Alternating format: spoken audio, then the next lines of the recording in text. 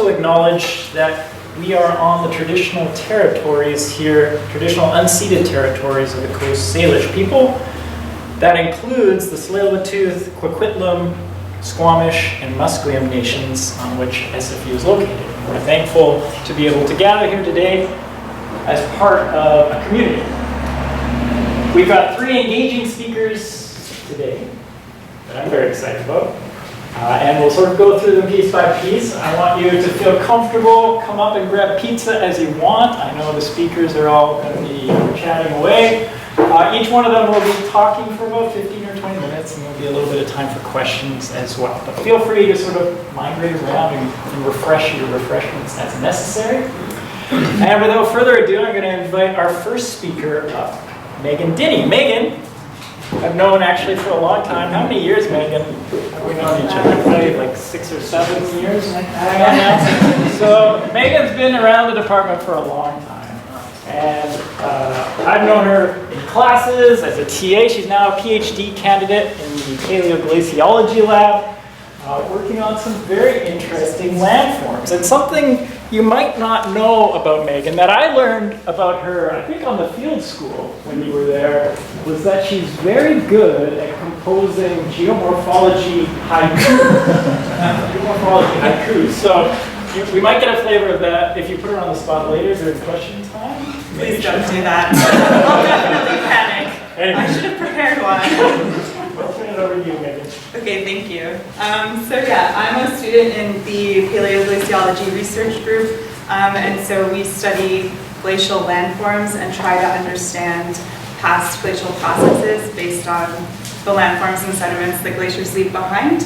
I study a landform called an esker, which is what this is here. So it's just a ridge that's related to glacial meltwater processes. It's formed in ice-walled channels. And so today I'll just be talking about some of the field surveys I've done of these ridges in the Chilcotin. First though, I'll just say I really like fieldwork. It's probably my favorite part of being a geographer is just exploring different areas, driving around, looking at stuff and collecting data. I've had a few good opportunities to try out different fieldwork positions as an undergrad and as a grad student. So doing things like vegetation surveys, as well as downloading weather station data all over BC in my undergrad, and now doing more geophysics, sedimentology as a grad student. And so various things me doing things. So my research takes place in the Chilcotin region of BC, which is just up here, and it's about 300 kilometers north of Vancouver as the crow flies. We have to drive, so it's more like 600 kilometers to take the highway. And once you get there, it's very rustic. There's no cell phone service. It's all kind of grassland and mixed forest, and then bedrock canyons and different glacial landforms. So there's evidence of past glaciations in the landforms in the region. And this area here is my specific study area. The closest town is Alexis Creek, which is just like a little, a post office, yeah, and a convenience store. So this is a close-up Google Earth image of my field site, and you can't actually really see any of the landforms or anything from this. The trees pretty much obscure all the landforms. And so we have a LiDAR DEM digital elevation model of the area to show in more detail the different ridges. And so just comparing the Google Earth to the DEM, you can see that there's a lot more detail in the LiDAR digital elevation model versus kind of just air photos. Without this, I wouldn't be able to tell that those ridges are there. And so I said I study eskers. They're ridges of sand and gravel deposited by glacial meltwater. Specifically, I look at these kind of complex multi-ridge esker systems.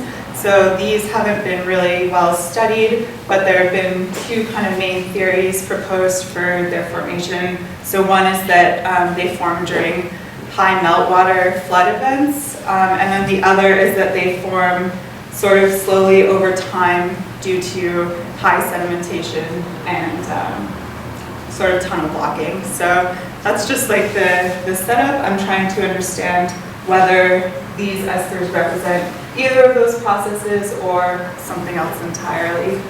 And the methods to do this are ground penetrating radar and electrical resistivity. So those are two geophysical methods to kind of get an image of the subsurface, like the actual structure within the ridge.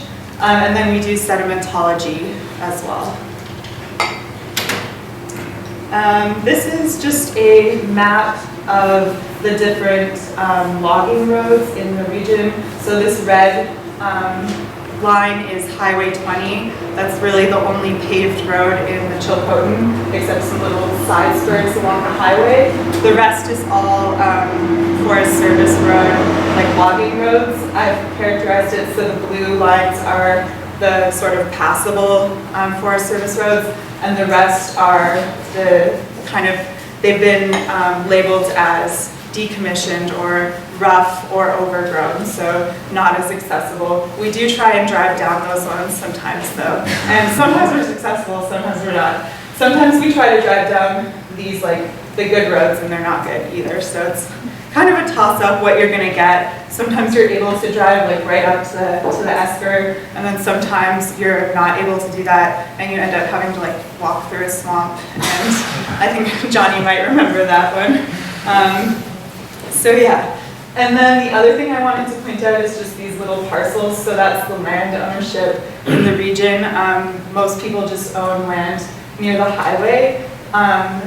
And my study area luckily is all Crown land, so I didn't have to ask anyone for permission to work there. But if we did have to, if we were working in one of these areas, we'd have to consult with the landowners, which is kind of interesting. You meet a lot of interesting people that way. They all have their own hypotheses about sort of glaciation in the region too, which is kind of interesting.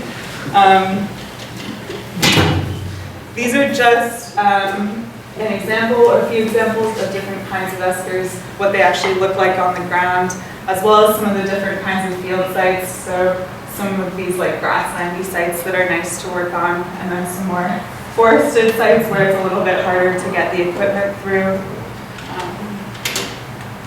This is the main method I use, ground penetrating radar. Basically, the transmitter transmits a radar wave into the ground, which is reflected and refracted based on different sedimentary structures within the ridge. And then it gives you this really cool profile, cool in quotation marks, of the subsurface structures. And so in practice, the process is pretty tedious. Like you have the transmitter and receiver separated by 1 meter, and I take a reading. I have a trigger thing, and it takes a reading, it beeps, and then we all step 25 centimeters, and then I take another reading, it beeps, and then we step 25 centimeters, and just on and on like that, beeping the whole way for sometimes like 600 meters or so. So that's like the longest consecutive one that I've ever done, but I did kind of try and calculate my total GPR amount, and it was over 10 kilometers, so it's a lot of beeping. Yeah. So, these are just some kind of different radar units, so I just wanted to highlight how we might interpret some of the different reflections. So I know it can look like just random lines, chaotic, but there is structure in there, and it does kind of tell us a lot about sort of the different ridges and how they formed. The other geophysical method is electrical resistivity, and that is a method to try and determine the actual content of the ridges, so whether they're made of sand or gravel or something else. And so in practice, we have to set up this line of electrodes, which we hammer into the ground, and then attach to this big machine here. And then you set it to run, it'll run for like a couple hours, and then in the end you get something like this. So this can be interpreted based on the resistivity. So high resistivity materials generally are the ones that are coarser, so the sand and the gravel, whereas the lower resistivity materials are the ones that are kind of fine-grained, like silt and diamectin. And so that's kind of how you would interpret that. This is the S word here, so usually made of gravel and sand. And then the last method is the sedimentology, and this provides a lot more detail than the geophysical methods can, but the availability of nice sediment exposures that we can dig into is a bit limited, and so we can't always use this method. Yeah. These are just some examples of the different types of structures I've seen in the field. I'm not going to really try and explain what they mean or what they are. I think something that I hope you can appreciate, though, is how intricate they are. They're quite interesting to look at. I know most of you have probably never looked this closely at sand, but I think I could almost call it beautiful in a way. I really love looking at the sedimentary structures. And so just some sort of interpretations, annotations there.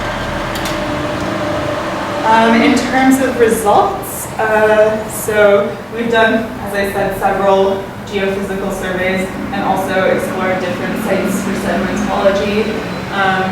In general, I'd say my results support more of that flood hypothesis versus the tunnel blockage hypothesis, but I'm still kind of working on tying that all together.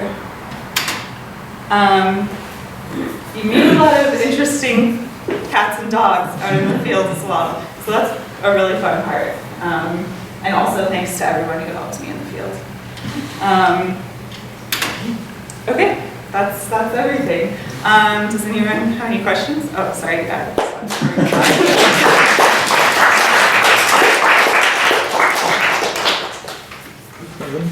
Yeah, questions for Meaghan? This is your opportunity to get all your deep questions on Esther's answered. No questions about sand? Well, sand too, yeah.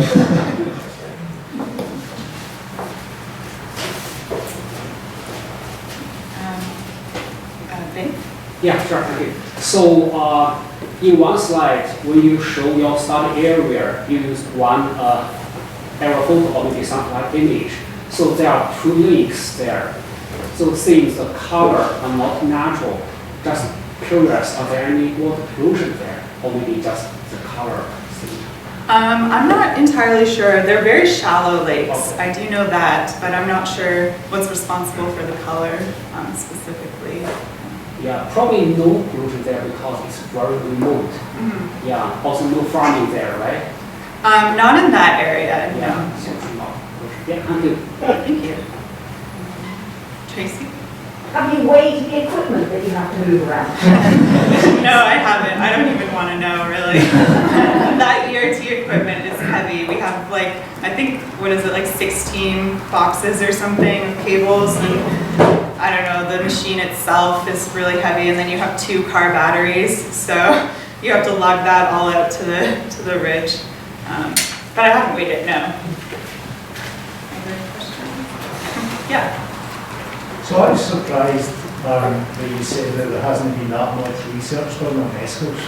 You know, the small amount of physical geography classes I did as an undergraduate, like Eskers were one of the things that was, you know, part of the basic story we were told with Cromwell's and all these other things. And I'm surprised then that, given that they're so common and so much part of the sort of basic story of glaciation or the evidence of it, that they wouldn't have been studied more. Is there a reason why that is? Well, I think like regular kind of single ridge, like simple eskers have been studied really well, but these more complex kind of situations haven't been, so it's hard to tackle something with multiple ridges, and I think it's just, that's why it hasn't been studied. But yeah, there's a lot of knowledge on kind of the regular type and what those mean, as you said. Yeah. Yes? I have a much more simple question. Like, you speak with a lot of passion, you clearly love what you're doing.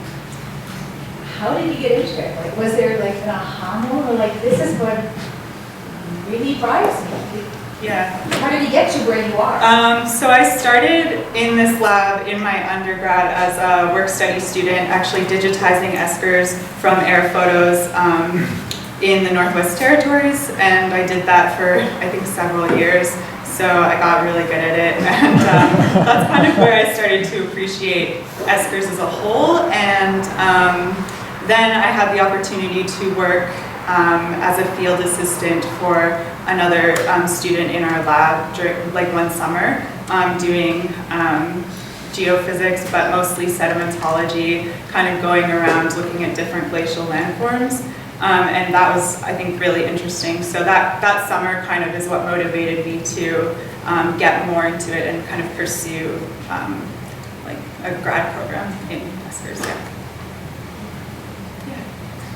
Do you have a cat or dog named Esker? And if not, Yeah, probably. We did once see a dog that we wanted to name Minton. It was like on the side of the road. We thought it was abandoned, and Minton was the name of one of my other sites. And Johnny always made this joke. My dog Minton once ate a shuttlecock badminton. Badminton. And so, anyways, that's a bit of a tangent. I heard that joke way too many times, and yeah. I'm in the truck. Yes. Were you ever potentially confused that a dog might be some other type of animal when you were walking around an esker? And if there are funny stories? Yeah, once there was a situation where Johnny and I were driving and we met some dogs and they were really nice. And then we drove down the road a little bit without the dogs, and we're kind of just standing on this ridge chatting when we heard some rustling in the bushes, really loud rustling. And we thought it was a bear because we were quite far from the dogs. And it turns out it was those dogs. They had followed us to the site, and their names were Jessie and Luna, and they were really nice.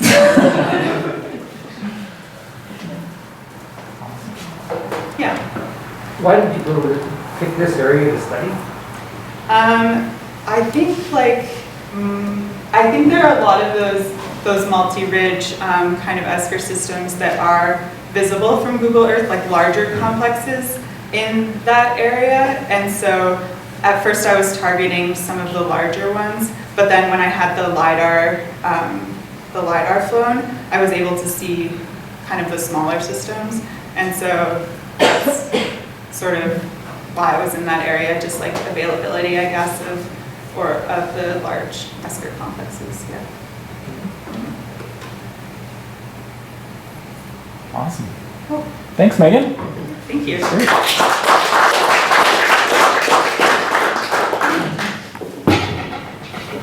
This room is great for getting around. So, our next speaker is Curtis. Make your way out front here, Curtis. Curtis, you probably all know as being the graduate assistant, our new graduate assistant. We're excited to have him here to talk a little bit more about some of the other areas of his life that you may not know about. And actually, right before I get into that, I want to say thank you. I didn't do this at the beginning. I do want to mention Tina and May and Joyce were instrumental in sort of setting up the room and getting the pizza, organizing all of the lunch today. So I just wanted to make sure I didn't forget that. So thanks, guys. So Curtis, you've been with us for how many months now? Like 6 or 8? Or yeah, time's flying by since June now. Since June. Yeah.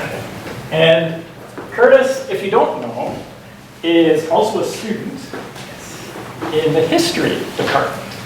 And so he's going to be talking a little bit about his master's thesis and some of the research he did associated with that. He also brought along someone very special today, sitting in the back. I don't think if I can say. This is Amy, Curtis's wife. They were recently married, and they're going on a pretty significant trip soon. So that's an exciting thing coming up. So, excited to hear what you have to say about your research in the archives in sub-Saharan Africa. So, take it away. Thank you. All right. I'll just hand out a couple of things I brought back. So I went to Zanzibar. That's a picture in front of the archive. And I got these little souvenirs back, these little hippos. Just pass it. They've always been a little keepsake. But yeah, I figured since most of us aren't from the Department of History, I give you guys just a little bit of insight about what we do there. What I did for or I'm still working on for my master's thesis, and why I went to Zanzibar. So a little bit of an overview. Just the research plans that went into this trip, all the travel prep. I'll give you guys a few pictures of the sights and views and the stories of my many challenges there as well too.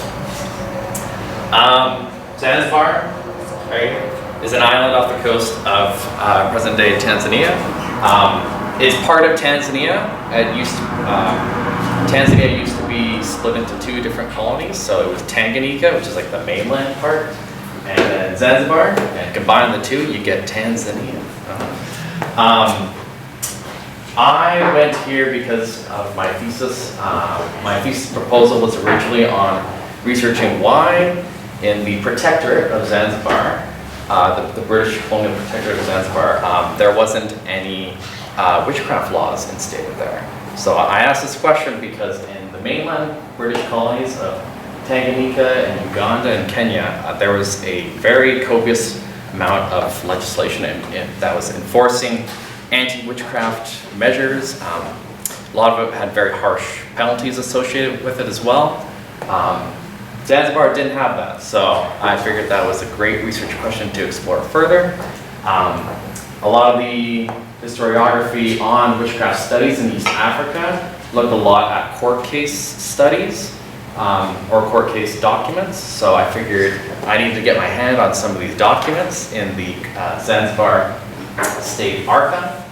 And one of the other benefits of studying in Zanzibar was that the application period or the application process time was significantly slower than going anywhere else in the mainland of Tanzania. So I think it was about 6 months wait time to get that process in the mainland, but for Zanzibar it was like 2 weeks. So everything kind of coalesced me to focus on this island. Yeah, so the timeline, I was there for about a month. And throughout that time, I was basically trying to process my application, and I got a lot of funding and support through the Grita Award, which is now called the Tara Award, so they changed the names. But yeah. Just some things to consider if you ever want to go to Zanzibar is you got to be ready for those long flights. So it's about 32 hours to get there with a couple layovers. You just got to get ready for the climate. It's very hot. And there was a list of medication just to get yourself ready for. A lot of that was thankfully helped pay for with the Grita. And the permit process and applying to the archive itself. It was a little tricky. The Zanzibar National Archive doesn't have a website. So I managed to find online there was a discussion forum. That was the only kind of source that I could go off of in terms of gathering information about how to go to this archive, what to expect. And this was all drafted by a scholar. And this website's still there. It's been updated since then with a few things that I've recently discovered since I was there. But it gave me the list of all the stuff I would need, how much it would cost. And it also had a link to like sample template application, which had a phone number and a fax number, both which I tried to contact and it didn't work. So after discussion with my supervisor and my committee, they said, well, this is going to be one of those archives where you just have to go there and show up and go through the process. So budgeting about a month to go there. Said about 2 weeks for the actual application process. That would leave me about 2 weeks to actually get my hands in the archives itself. And I figured that would be enough time to kind of comb through some of these court cases and hopefully see what I could find. So 32 hours later, I flew down and I went to the main city in Zanzibar called Stonetown, and it was during Ramadan, so there was a lot of celebration and festivities going on there. The hostel I say that. Had a very nice veranda view of the waters, great sunset views, and all the different boats and dhows down below there. These gentlemen, when I was taking pictures of all of the different sites, approached me and said, "No, take pictures of like us. We like look really, really good." And I was like, "Oh yeah." So, yeah, those guys were very, very friendly. Just a little bit of historical context. Zanzibar as an island and kind of its neighboring coastal areas has been colonized multiple times. And with that has different influences from different foreign visitors. This is a leftover fortress from the Portuguese when they colonized the area back in, I think, the 17th century. There's a little pigeon in there too. But probably, arguably the most influential still to this day would be the Omani Arab and the Sultan that came from Oman. With them, they established a reign of rule that lasted into British rules as well. I'll get to that in a little moment. But there's some architectural landmarks like the Sultan's Palace and these guys, the Seychelles tortoises that were brought over as a gift from the Seychelles Islands. That's a gift to the Sultan. So these guys, I think, lived up to like 200-ish years, and the one I saw there was like 130, so I thought that would be pretty cool. Some other influences of the island has recently been a lot of tourism. The island's really now known to kind of be like at least what the Germans and Russians say when they go to visit. It's like your guys' Mexico. It's nice and warm, and there's lots of like good food. So that's kind of a view of one of the hostels that I stayed at. It was very nice and bright, very pleasant place to be. And of course, my favorite part of the food itself. They have good night markets there. You can get some great seafood pizza, great beer and coffee too. Those burgers in the corner there, those are my favorite. I could get 2 of those as a double stacked burger with a side of fries for $1.50. So that was my go-to food for, I think, my last week of work. So there beats the $15 American pizza. And then, yeah, my actual trip to the archive. So I was mainly resided in the main city of Stonetown. It was about a 40-minute walk kind of up the main road to get to this archive. So I would kind of pass by a lot of different locals, and there was this kind of open-ish area where there's a lot of like celebrations and ceremonies going down. I believe association during Ramadan. I also passed by the prison every single day because it was right beside the archive, and it was kind of open, so the prisoners could always wave at me every single day I walked by. And then, yeah, I would arrive at the archive, and it's a smallish building. Most of the work was done on the second floor, and this is where you can see all of the different texts kind of stowed away there, and the archivists there that were so kind and supportive of my time there. And that's me. And then my go-to lunch, there was a little kind of like cafe at the bottom of the hill here, with like a little propane burner. I'd go to them, and they were always just kind of like chilling and waiting, and they would usually whip me up. It was like a French fry omelet, I guess you could say, and it was really good with a side of Coke. All right. Just give you a little bit of insight in case you guys ever do decide to go to Zanzibar. I had a pretty bad allergic reaction as soon as I got there. That made my eye pretty swollen. So lessons is to bring antihistamines when you go to places like this. Prepare yourself for the sun. And then I was just experiencing like minor food poisoning most of the time throughout that trip as well. So the first week was great. The paperwork and permit process was long and difficult, and what it ended up being was that half of my day would be being kind of carted around in a scooter by one of the archivist couriers to various different government institutions to fill out various different forms. And And then the other half was actually working in the archive while I was doing all this. The archivists were kind enough to let me work in the archives while I was still filling out most of the paperwork, just because they understood I had limited time there. But they said, don't tell the actual government officials this. So it was very kind to have that support from them. So everything was going great for the most part. I was kind of combing through different sources. Wasn't finding exactly what I was hoping for, but I did find some other cool sources towards the end of that. I'll show you.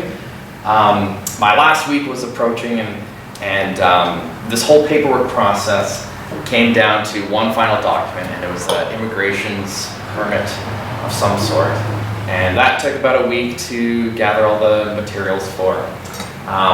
And they said to me, oh, it's going to be done by Friday, which was my last Friday before I fly out on Sunday. And so I go down with my courier, who has also kind of been like my side translator for most of the time. And we go to try and pick this up in the very busy immigration office there.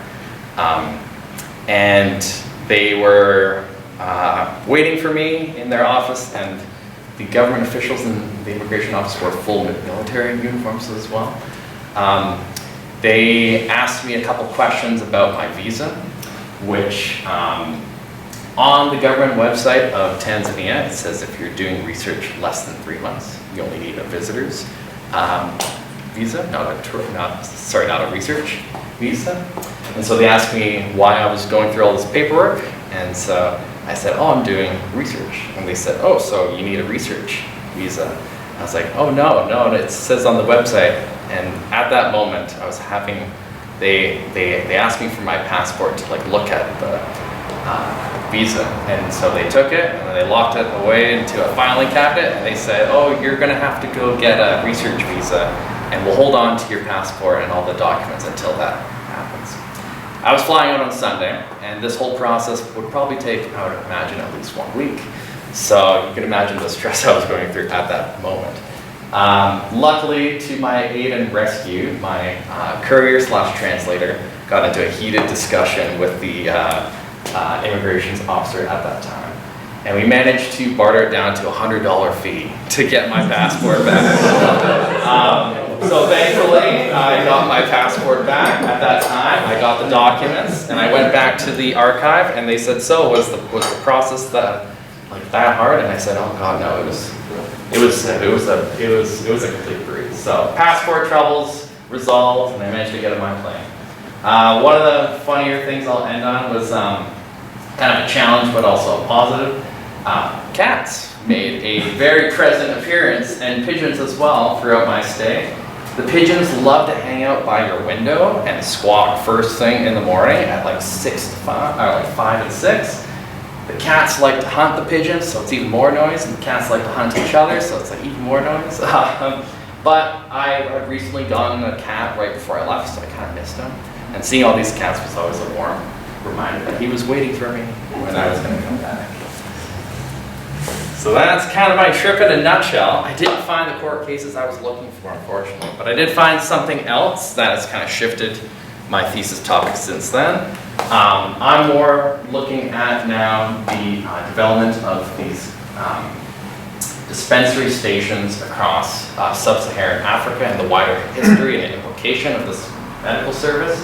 This one document talks a little bit more about that in the case of Zanzibar during the Great Depression. So that's my case study, and I'm kind of discussing it in a wider historiographic framework as well. And that's pretty much it. And that's a view of Zanzibar as well, too.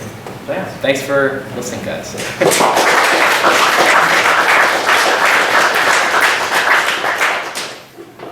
Questions for Chris? Yeah. What sort of allergies did you have? Something that made my eye just swell up. And it was like on day 2. So it's just unexplained. It was unexplained, but I was at the hostel, and because I didn't know who else to like talk to, and I didn't know where there was any medical stations. And so the person on the hostel said, oh, I'll take you to like a local clinic, and they'll look at you from there. And they said, oh, it's probably nothing too bad. And so he prescribed me an antihistamine. He was like, take these. And I was like, okay. And then it was fine after that. But yeah, the swollen eye, and the sunburn, and the food poisoning. It's a great concept. Yeah, Nick. What was your final tally of burgers? Of burgers? It was, this is gonna sound pretty gross, but I ate about 5 days in a row because they were so cheap, so good. 10? No, two per night? No, 2 per night, so over 5 days, I guess. Yeah. How about the local Zanzibar food? Looked pretty interesting what you had on that picture on the top. So, yeah, interesting you point that out.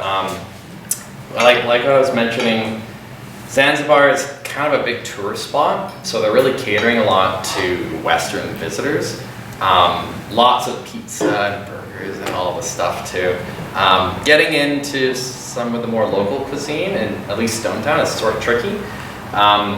But one of the little side tours that I did, we did have a little bit of a sit down with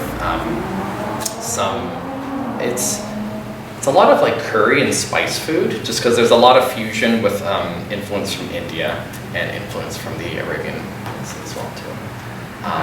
So yeah, lots of spiced food.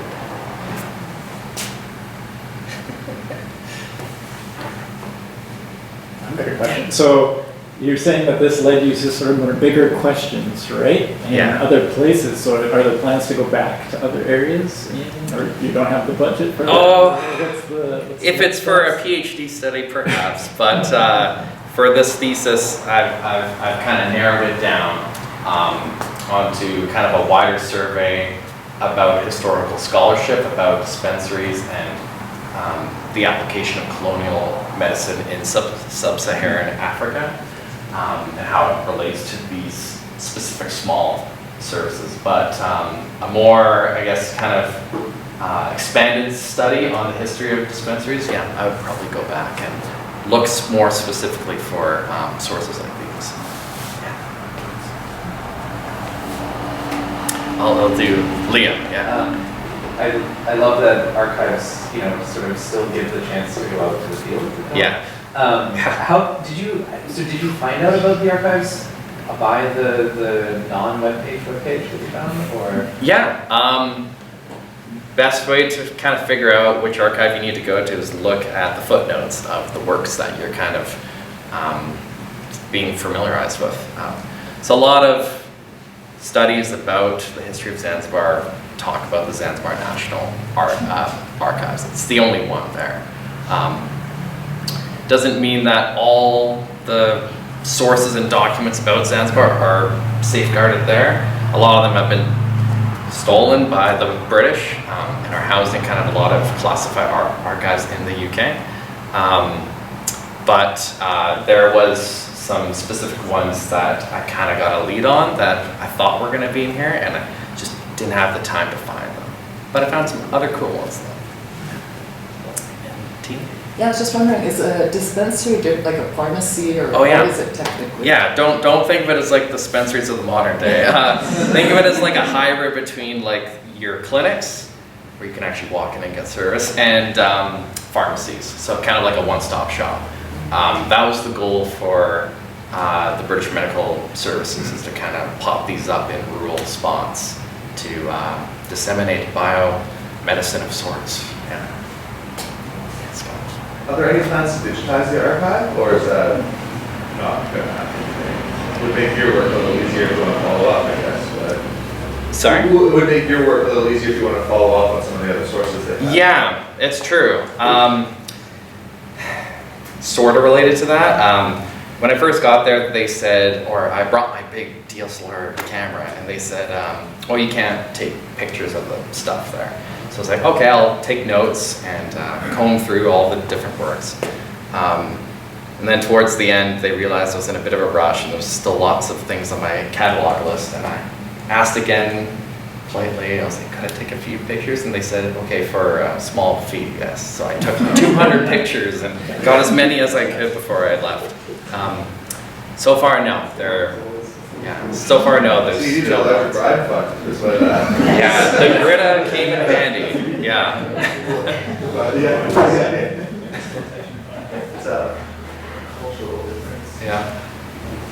Yeah. Thanks, Curtis. Yeah, thank you.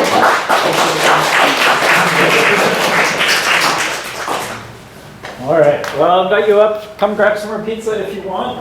Our final speaker. Final speaker for the day is Peter Keller. And I think probably all know him, who doesn't need much of an introduction, but we're grateful for him joining us today. He's one of our faculty members in the Department of Geography, full professor. And when did you join the department? 2017 or 16? That's a good question. About 16. 16, same year as me. Yeah. So yeah. 2 years ago. Yeah. He's going to be talking to us about an adventure in Nepal, part of which he's just coming back from. So welcome, Pete. Great. Thanks. Yeah, thank you for giving me a chance to, I guess, share some of my travelogues with you. And maybe before I start, just to add to the land acknowledgement, simply saying that the Iroquois remind us that whatever we do, we should do with the next seventh generation in mind. So this work very much, I think, is being done with the seventh generation in mind. And with that, maybe just a quick poll. Who has been to Nepal? Fabulous. So one, great. So do correct me when I get things wrong. So this is a journey I took a couple of weeks ago to Nepal, based on work that for me started in 2019, work that I'm doing through a group called Academics Without Borders. And so in the next 50 minutes, I'm going to drive you through who are Academics Without Borders. You're going to get the quickest ever introduction to Nepal, followed by a couple of thoughts about where education is at in Nepal and why the vision for a new university in Nepal, and then a bit of a summary of where we're at today, and then some personal reflections. So Academics Without Borders, I'm not sure how many of you are familiar with it. It's a not-for-profit organization. It's actually Canadian, homed in Montreal. It's supported by Canadian universities and colleges, and SFU is one of them, as well as other types of endowments and funding support. Academics Without Borders believes in promoting development through education, and that's because it believes that education is the key to a flourishing society and sustainability. And so what Academics Without Borders does, it's all about capacity building. So it seeks to find ways to help build capacities in universities, in colleges, in other parts of the world, either to build capacity in existing programs or to actually establish new programs. And I've been involved with Academics Without Borders for time. This middle project here, the Strengthening Engineering Capacity, I've worked with Academics Without Borders on strengthening engineering in both Uganda and Ethiopia through some of my long-standing work in operations research and management sciences, where I do bridge into engineering. But the particular work I'll talk about today started in 2019 when there was an expression of interest to validate a proposal to establish a new university in Nepal called the University of Nepal. And before I get there, basically, crash course in Nepal. It's a most beautiful country sandwiched between two giants, China to the north and India to the south. It's a country that's never been colonized by its neighbors. Area-wise, think of it about 1/6 the size of BC, but with 6 times the population of BC. So it's quite densely populated. And as far as sort of where is it at on sort of global GDP and stuff, it's reckoned to be one of the poorer countries in the world. Doesn't matter which way you slice or dice it. So it's a country that's, not doing economically all that well in the past, but certainly the last 20 years have been absolutely amazing. And annual income-wise, just to give you a sense, so the annual income, according to a couple of statistics, is about $8,000 American a year, when here in BC it's about $37,000. But please be aware that the annual income is very skewed, with a lot of people in Nepal really making very, very, very little on an annual basis. Historically, it's a combination of the traditional Hindu caste system, but there are many non-Hindu ethnic indigenous nationalities in Nepal speaking their own language with their own traditions, histories and cultures. The Hindu caste system actually was legally abolished in 1963, but certainly if you travel in rural areas in Nepal, you can sense that the caste system is still very much present. Language is Nepali, but again, many indigenous languages also in existence. And religion, predominantly Hinduism, second is Buddhism, but many of the temples actually sort of will inform you that they're a Hinduism-Buddhism combination. So the religious boundary perhaps isn't as hard as one might think. Top exports in Nepal, if you go by the official stories, it's basically garments, carpets, it's fashion products and spices. But if you dig into it, then actually the number one export is tourism. Remember, tourism brings money into the country, so it is actually an export. The second largest export is remittances. What do I mean by remittances? Remittances, and you have heard about this with FIFA and the World Cup, remittances is when people from Nepal leave Nepal to work somewhere else and then send money back home. And so there's a massive amount of money flowing back into the country from Nepali people who work abroad. And then of course, what you don't really see in the stats is that a very, very large export out of Nepal is very, very bright young people. And that's what really leads me to the University of Nepal. Why a new University of Nepal? And to get at that, we should look at where is education at in Nepal. And so Nepal invests very little money at the moment in its education of bright young people.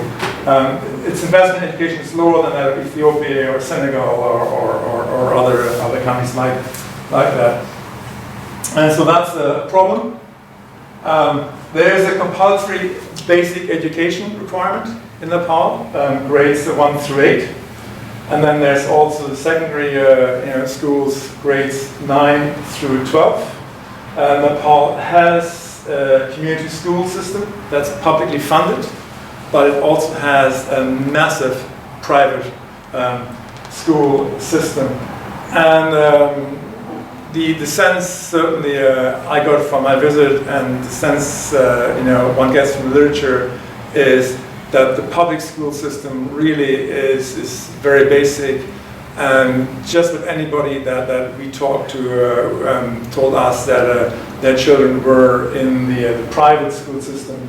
And that's even true for guides you met, people very much not making a lot of money. So wherever the household makes money, the high priority of spending seems to be to put the next generation into the private school system to give them a competitive leg up moving forward. So the public system is I won't say broken, but certainly in need of attention. That's at the K through 12, 1 to 12 level. If you look at higher education in Nepal, the gross enrollment rates for Nepal are way below India or China. It's two neighbors, way below other countries in the world. So participation in higher education is low. The Nepalese government has gone on record as wanting to significantly increase that, more than double that, and indeed triple that by 2043.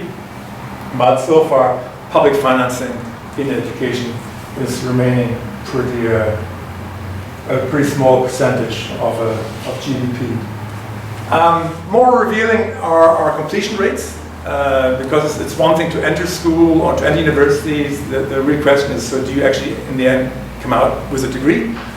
And the statistics, and these are slides from our Nepali partners, are that at the K-12 level, satisfactory completion rate is about 25%, so 1 in 4 kids will actually complete school satisfactorily.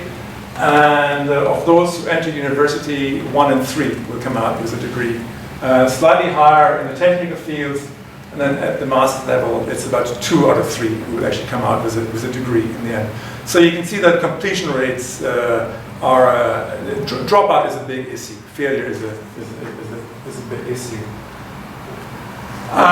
Where there are university programs, you see that the bulk of the students are taking courses in management, and by that we're talking primarily sort of soft management, so accounting, HR, sort of the kind of training that gets you into a government job or into sort of the low to mid management in a company where you can then work your way up.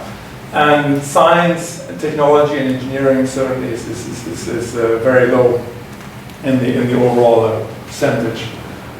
So all to say, at the moment there are 16 universities in Nepal, but that's misleading, because Travelogues University, number 1, established in 1959, actually holds 75% of all the university students. It is an absolute giant. The chancellor of Travelogues University happens to be the prime minister themselves. The campus is massively distributed all across the country. So you get these very, very small, what we might think of as a primary school type structure that might be an affiliate college of Travelogues University where you can get a bachelor's degree. The degrees themselves have a poorish reputation, and they have a reputation of being perhaps more like a college degree. It is recognized that the curricula are not up to date, and that the curricula are very much driven towards today's job market.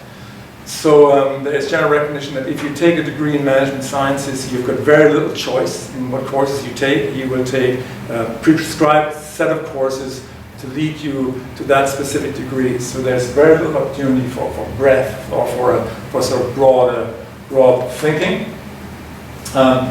If you want to become a faculty, you need a master's. And with a master's you can get hired and tenured. And there's general recognition that academic leadership is primarily by patronage appointment.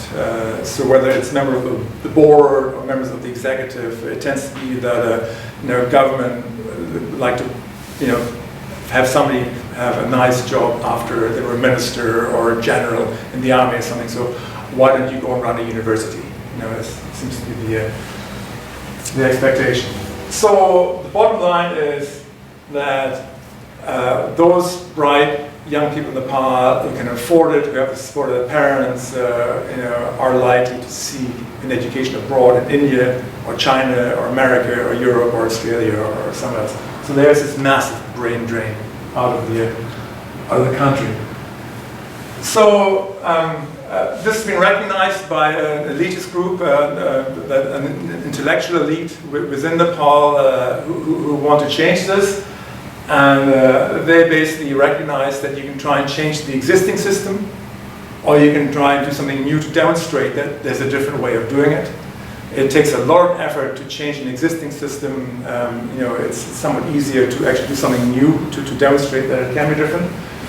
So the proposal basically is one of a new university, starting small, growing, which is completely autonomous from government. So government has no say in who's on the board and who is on the executive, producing graduates whose primary educated focus is not just to be prepared for a career, but to be informed thinkers and innovators. And the noble vision is the university that creates the leaders and thinkers of tomorrow. So very much academic programming with breadth and choice, interdisciplinary and multidisciplinary, and very much a community engaged type of academic programming. Outside Kathmandu or Pokhara, the two large centers, because this is to be a residential student experience, and desperately trying to create a university which is void of the traditional disciplinary structure and stovepiping that we experience in the universities today. With faculty who are expected to have at least a PhD, and actually the vision is to attract a lot of international faculty who will help with the teaching. So if you want to think of the equivalent around the world, Ashoka University, the Asian University for Women here in British Columbia, Quest, the newly established University of Austin, or the university they're talking about establishing, maybe the Canadian Maple League Liberal Arts University. So it's that type of an institution. The vision then is to produce a very different type of graduate, one who has breadth, who has interdisciplinary, multidisciplinary experience, who is not afraid to challenge, who has very much innovation and entrepreneurship in mind, and where creativity in the program plays an important part. Programs which emphasize both quantitative and qualitative reasoning, literacy, a good background in the history and geography and politics of Nepal, with a good dose of ethics and morality. Again, this community is part of the curriculum, conscious questioning, and then focus not just on either science or technology, but very much also aesthetics and the creativity and the arts. Tara, I'm not sure whether they qualify for the right educational goals, but this is their preliminary list of sort of educational goals that they're aiming for. And you see, one of them is leadership skills, and they're working very much on that UCLA sort of mode of thinking. So where are we at? So this group of influential thinkers in Nepal first got together in 2018. They produced a vision paper. They then shopped this vision paper around internationally, asking for validation from the international community to strengthen their case. This is where I got involved, because they approached Academics Without Borders. Academics Without Borders asked Chris Adams from the University of Manitoba and myself to do the validation for Academics Without Borders. And I have to confess that I got totally hooked. They certainly convinced me of the case. And I felt if I can help to advance this, I would want to stay involved with it. So based on the feedback they got from the rest of the world, they revised the proposal and they submitted it to the Nepali government. The Nepali government then formally established what's called the University of Nepal Development Board, which was a small group of thinkers and doers tasked to basically flesh this out and to write an act that could go through Parliament to officially establish this new University of Nepal. This board was formed in 2021. The board then got together with a lot of international colleagues and wrote the act. And this act, after some negotiation, made its way through various subcommittees and is now sitting in Parliament, where it is being considered for approval, going through the upper and lower houses. In the meantime, this group's been meeting every year, and because of COVID, 2 of the meetings were held virtually. I sort of stepped into this in 2020, so my first chance to actually meet any of these people in person or really break bread with them and get to know them and see Nepal was just a couple of weeks ago in November. But I've really been talking to them and working with them since 2019. So they now have this development board, they have an academic committee, they have a land purchase committee, they have a communication outreach committee, and they've established an international advisory committee to really help them to sort of get the validity that they need with the Nepali government. No guarantee that the act will pass. but certainly when I was there in November, we met with the office of the Prime Minister, the Minister of Education, and the whole pile of ministries. And the message we got back was that it has support within the different political structures. So just to prove that actually I was there, I'm the second guy from the left sitting, so I wasn't on the beach in Hawaii or sailing in Australia or anywhere. I did actually make it to Nepal. And so where are we at today? So the why, the need for the University of Nepal is it's crystal clear. It's a very, very convincing statement. What is it actually going to look like? The idea is there in broad strokes, but you'll appreciate that no consensus has emerged yet on a lot of the details. So there are still those who still want traditional academic departments. There are those who want all the disciplinary. So there's a lot of divergent opinions that still need to somehow come together under a very sharp, and smooth, clean vision. But the work is really proceeding well. And of course, the how is it all going to happen? Where's the money going to come from? Where are the buildings going to come from? Who's going to write all the policies? For admissions, graduation, the faculty contracts. All that is still to be worked out. So there's a lot of work to be done. On the first reflection, maybe to wrap up, I feel really privileged and honored to be invited to be at the table.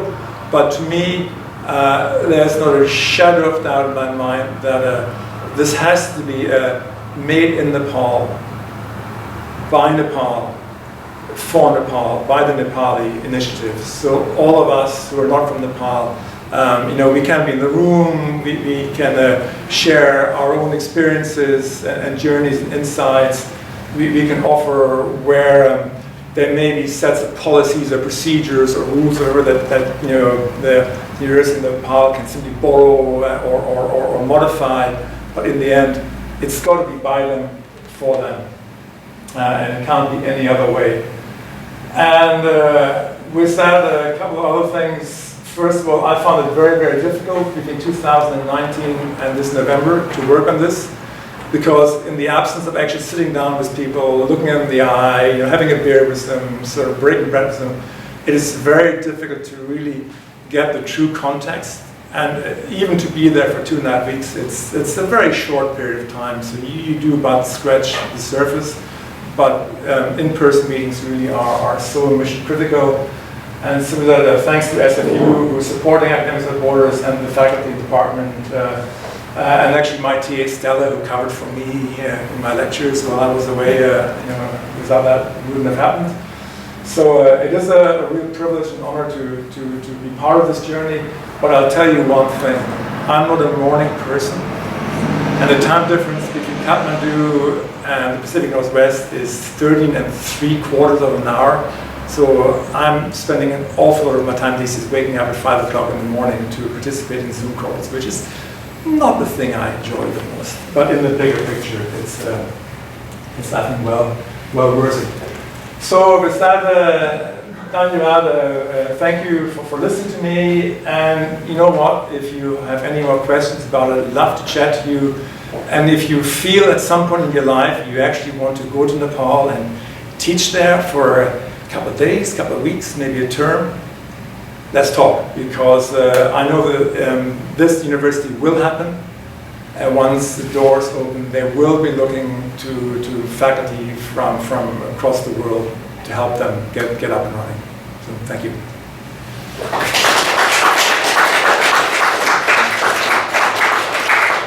Thank you. So, complete blue skies, when do you think they'd actually be able to open their doors and welcome first students? if all of the boxes get ticked. Yeah, I asked them that question in 2019 when I validated the first proposal. I said, oh, in a year. And anytime I ask them, I say, oh, in a year. To be realistic, I suspect that the act will pass sometime this spring, so maybe February, March. They have no building, they have no budget, but you know, you can't compare these things happening in Nepal to how we would do them here. I kind of can't help but feel that the first students will be enrolled in year one, maybe 2.5, 3 years later. You know, so I think that rabbits will be pulled out of hats to make this work. So just in time for you to start teaching there. Yeah. It's just whoever. Tara, you're hiding. You have to come Okay, over I there. know, I'm hiding behind my CPUs here. I'm in Sandia, first of all. I'd love to go teach there. Are they working with, or have they looked into working with the Aga Khan Foundation at all? It seems like the type of thing that they would. Yeah, so that's interesting. So actually, the lead person of Academics Without Borders is Greg Moran, you know, who was provost at Western and then became provost at Aga Khan University. So there's a direct connection to Aga Khan on many fronts. And actually, Lou Ariano and Carol Ariano. So I've actually been tasked to lead the Academics Without Border team that's helping them. And so there's a couple of people who are working with me. Two of those are Lou and Carol Ariano, and Lou used to be the registrar for the Aga Khan University, and Carol used to run the HR department for Aga Khan. So there's a very strong connection. And of course, Aga Khan and the Asian University for Women also are quite connected. Lance? I've always sort of debating whether or not to ask this question. Are you sure this isn't another attempt to replace the short-handled hoe? To replace the what? Another attempt to replace the short-handled hoe.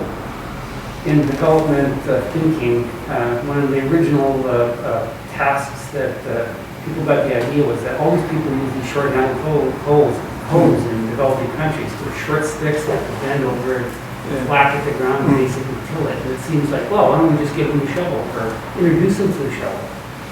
They famously tried to introduce shovels, but they used them for a bit, but then they discovered that, well, if your main footwear is flip-flops, you can't really step on a shovel to push it into the ground because it hurt your feet.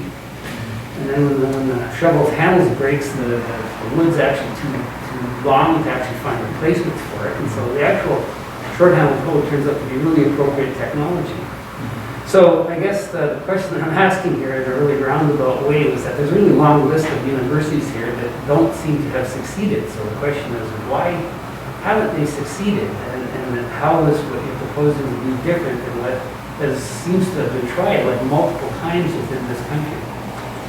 So it's, yeah. It's a perfectly fair question. And, you know, so I guess first there's a recognition that the current solution within the country is not working for them, because otherwise, why do they have such a massive amount of out-migration of bright young people? And so the mold needs to be broken. And so how do you break that mold? And the thinking is, you know, that it starts something fresh, but it's been made very clear to the Nepali government that in the act there are a couple of clauses which this group I'm working with considers deal breaker clauses. So if the government wants to come back and rewrite the act so that actually the government maintains control over who's appointed to the board and the executive, then this group won't bite. And similar, I list to you a whole other couple of sort of what are called deal-breaking sort of clauses in the act. So I think it is something quite unique. You know, I don't think it's more of the same. Will it succeed or fail? Time will tell. Yeah, no, I didn't want to be negative about it, which is one of the reasons I was questioning whether or not I should actually even raise the issue. But I mean, the thing is, it's a fair question. Yeah. Foreign aid projects, I mean, there's lots of them that seem like fantastic ideas, and they don't work out for reasons very often that you would never ever expect.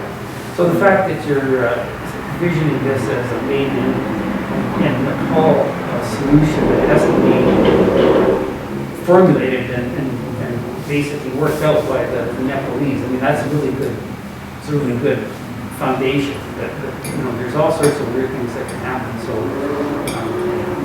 Yeah, time will tell. Eugene, So, and just before you said, I'm so with you on those esters. You know, my undergraduate years, oh God, do I remember esters? This is back in Dublin and Ireland, so. this is a question that was sparked by just the conversation we were just having in the plants there. So you've said a number of times that there is a big diaspora of bright colleagues who are over the years of going elsewhere in the world. Are any of them included in an advisory capacity to this initiative? Yeah, they are, absolutely. And it's fascinating how two of them actually, because of this already, have made a very, very bold move to move back to Nepal because they really deeply believe in it. The fact that most of them also have serious elder care issues where they feel the family obligation is to return back home to look after the elderly, you know, happens to also coincide. But yeah, so diaspora very much is on the radar, is being reached out to, and the idea is to attract international faculty, actually from the diaspora, who would come back and do some of the teaching. Because the last thing you want is to have a whole pile of non-Nepali just, you know, parachuting in, teach something, and then leave again.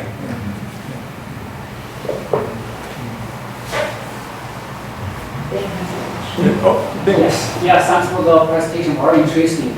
So you mentioned the income level for people in Nepal is quite low, but another story I heard is people out there, they are happy, they have food, they have places to live. However, let's say in another country, let's say here, some people they are still struggle with food, with the living cost, so people are not happy. So is that like something people there, they are happy because the religion reasons or because what? Ooh, that's a loaded question. Yeah, I mean, I am not an expert in Nepal. My life journey is about being a professor and a university administrator, and in many ways, Nepal is very new to me. But I must say, certainly, it's a beautiful country with amazing people. We talked to a lot of Nepali. And a consistent story that I certainly heard back was that, the earthquake in 2015 was really devastating, but it brought the community together. So where there were still sort of issues of caste structures and things, when everybody had to move into one tent to hang in there, it really did bring people together, and people say that it returned them to core values. And then people also said that COVID, had a profound impact on the country, and that actually a lot of people who were earning a wage had kept their rural property in the village that they came from before they moved to Kathmandu or to Bukhara or somewhere to work. And a lot of them said, well, for 2 or 3 years we just moved back. And you're right, it's four growing seasons a year. You start with rice, you move on to mustard, you move on to wheat. And so shortage of food really wasn't the issue. I think the issue today is that there's such a high population growth that a lot of agricultural land is being built on. So what once was a food exporting country is no longer producing enough food to export, but certainly it's still producing enough food to sustain itself. Happiness, this leads into a much bigger conversation about happiness versus economic growth and all that stuff. And I can't give you an answer to that, but I know there's certainly a very strong and passionate desire amongst this group of people that I'm working with that they do want to see a different type of post-secondary educational system in the country. Yeah. I mean, Bhutan is kind of next door, and Bhutan claims to have cracked the whole happiness thing. But I've never been to. Anybody here been to Bhutan? Yeah, I mean, I think I said it's now $400 US a day that you have to put on the table to be allowed to actually get into Bhutan. You know, and so it would be fascinating to, maybe I should apply for a grant too. Interesting. All right. Yeah. Thank you, Peter. And thanks to all of our speakers again today. And to the people who helped with lunch, I want to say thanks again. Hopefully we can work out some sort of physical geography field school to Nepal. That would be pretty cool. Himalayan field school. Yeah, I'm into that. Yeah, so one other reminder as you take off about our seasonal gathering that's happening on December 8th. So if you're interested in joining us downtown in Superflux for just a get-together amongst faculty and grad students, please do register and join us there for December 8th at 5:30. Otherwise, thanks for coming. Please take some food on your way up. There's plenty. And enjoy the rest of your afternoon.